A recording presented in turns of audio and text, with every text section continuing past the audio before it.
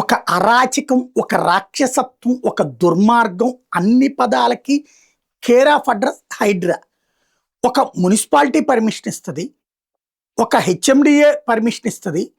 ఈ ఇద్దరు పర్మిషన్ ఇచ్చారు కదా అని చెప్పేసి ఒక బిల్డర్ కట్టాడు. ఆ బిల్డర్కి అన్ని అనుమతులు ఉన్నాయి కాబట్టి అతని దగ్గర నుంచి అపార్ట్మెంట్లో ఫ్లాటే కొన్నారా, లేకపోతే అతను కట్టించిన విల్లానే కొన్నారా? కొన్నారు, మధ్యతరగతి, ఎగువ మధ్యతరగతి. ఆ తర్వాత వాడెవడు పర్మిషన్ ఇవ్వడానికి చెరువు ఏరియాలో ఇచ్చాడు, చెరువు పక్కన ఇచ్చాడు, చెరువుకి సంబంధించిన స్థలంలో ఇచ్చాడు, ప్రభుత్వ స్థలంలో ఇచ్చాడు, లేకపోతే ఇంకో స్థలంలో ఇచ్చాడు అంటూ హైడ్రా అనే ఒక సంస్థ పుట్టుకొస్తుంది. రాజ్యాంగం కల్పించినటువంటి రక్షణని అడ్డం పెట్టుకుని, ప్రభుత్వం ఇచ్చిన జీవోని అడ్డం పెట్టుకుని అరాచకం చేస్తుంది, ఆ భవనాలు కూల్చేస్తుంది. అమ్మినోడు బాగానే ఉన్నాడు, పర్మిషన్ ఇచ్చినోడు బాగానే ఉన్నాడు, నాశనం అయిపోయినటువంటి జీవితాలు మధ్యతరగతివి. దీన్ని సగర్వంగా చెప్పుకున్నటువంటిది హైడ్రా, దీన్ని సగర్వంగా చెప్పుకున్నది ప్రభుత్వం. నేను ఇన్ని లక్షల కోట్లు కాపాడంటే ఎవడి సొమ్ముని ఎవడికి కాపాడావు నువ్వు? పర్మిషన్లు ఇచ్చినటువంటి వాటిని కూల్చావంటే ఆ పర్మిషన్ ఇచ్చినోడిని బొక్కలో దొయ్యాలి కదా.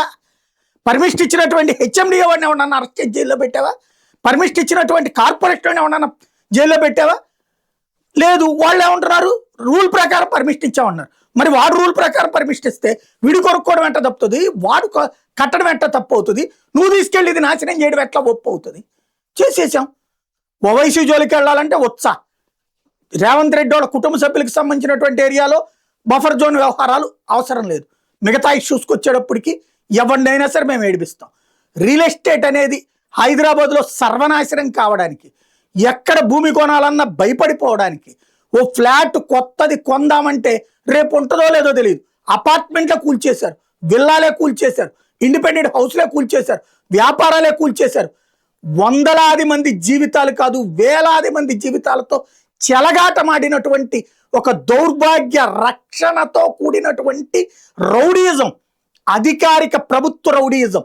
ఇప్పుడు ప్రస్తుతానికి హైకోర్టు ఆపితే లేదు లేదు ఈ రౌడీయిజం మేము కొనసాగిస్తాం, ఇలాంటి అధికారిక రౌడీయిజం మా ఇష్టం అన్నటువంటిది ఇప్పుడు ప్రభుత్వ ధోరణి.